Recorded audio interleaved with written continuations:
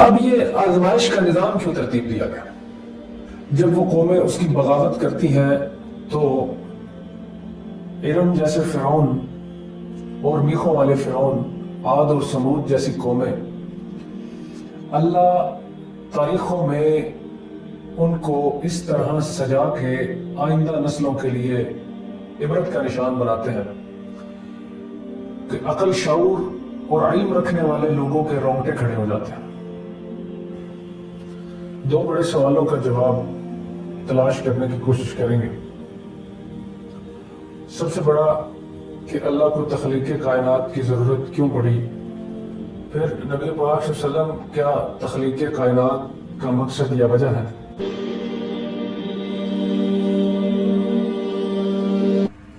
السلام علیکم ورحمۃ اللہ وبرکاتہ۔ الحمدللہ رب العالمین، والصلاة والسلام علی رسول الانبیاء والمرسلین وعلی آلہ واصحابہ اجمعین، اما بعد۔ اعوذ باللہ من الشیطان الرجیم۔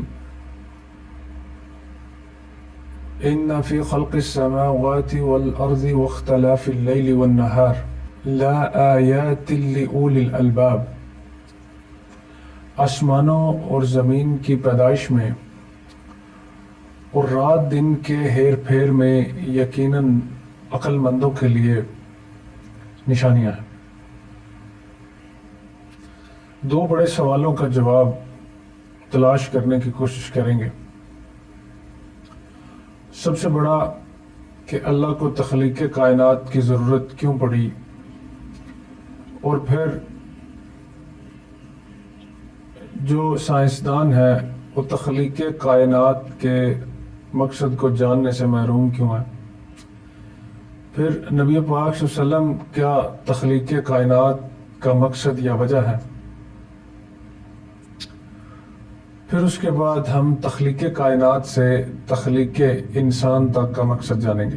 محترم سامعین،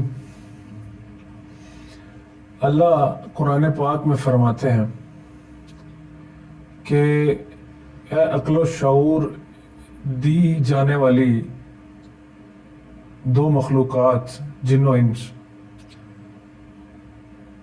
اقرار اور انکار کی صلاحیت دی جانے والی تم جو دو مخلوقات ہو،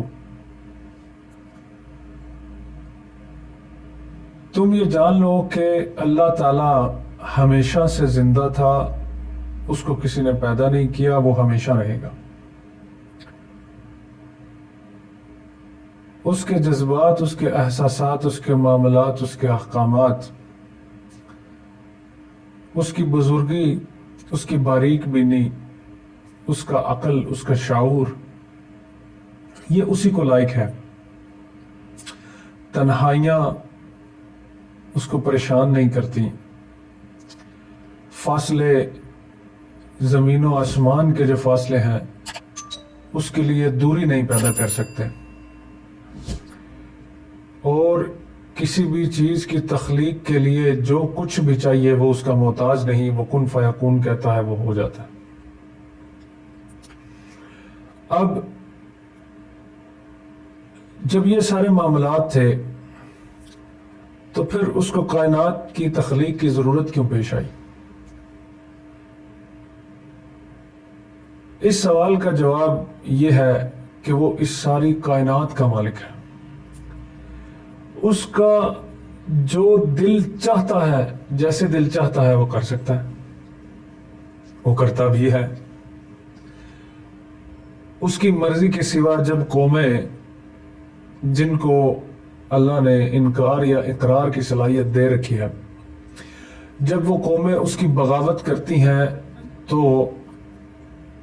ارم جیسے فرعون اور میخوں والے فرعون، عاد اور سمود جیسی قومیں، اللہ تاریخوں میں ان کو اس طرح سجا کے آئندہ نسلوں کے لیے عبرت کا نشان بناتے ہیں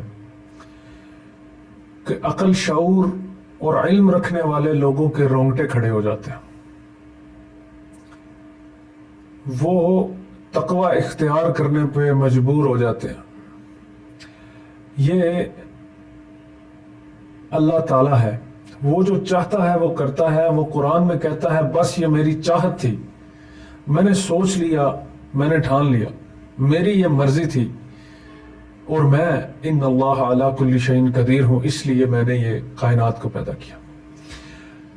اور صدقے جاؤں میں اس کی بادشاہت کے کہ اس کو کسی کی پرواہ نہیں. اس کو اگر ساری مخلوقات اس کی نافرمانی میں جمع ہو جائیں تو وہ اس کا کچھ نہیں بگاڑ سکتی, اس کی تعریف میں کمی واقع نہیں کر سکتی, اور اس کی تعریف میں زیادتی بھی نہیں کر سکتی. وہ اتنا کامل اور مکمل ہے. اللہ کو کائنات کی تخلیق ضرورت کیوں پڑی, اس کا جواب ہمیں مل گیا. لیکن اب اس کو جب بنا لیا تو پھر اس کو ایک مقصد دیا.